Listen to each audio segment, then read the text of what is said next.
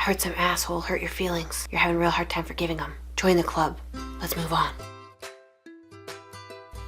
To forgive or not to forgive? That is the question. Now, so many of us do not want to forgive for one of three reasons. We feel like A, we're letting them off the hook. B, this asshole does not deserve my forgiveness. And C, we don't want them in our lives anyways because they're assholes. Now, the reality of the situation is, A, you're letting yourself off the hook for the burden of that resentment.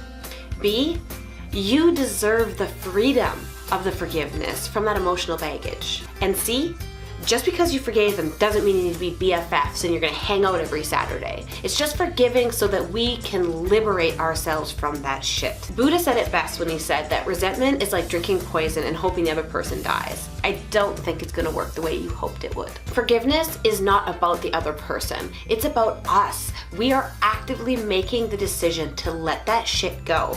Not because they deserve it, not because we wanna let them off the hook, but because we don't want to live restrained to that. Resentment is like tiny little anchors that keep you stuck. You can't continue moving forward. You can't live a super joyous life when you're concerned about giving the resting bitch face every time you enter a room with that person. The first step to forgiveness is simply choosing it.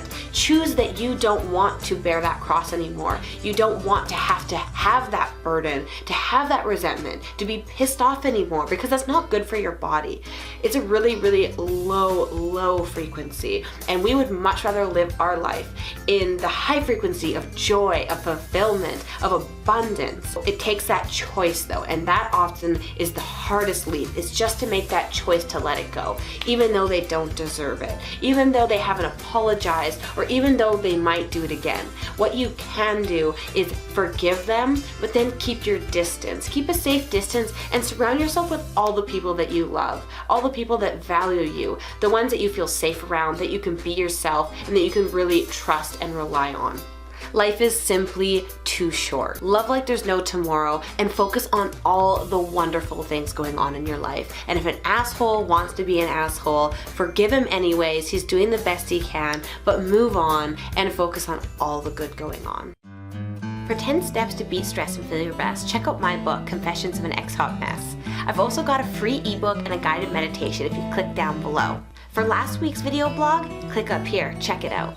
And while you're at it, click down here and subscribe.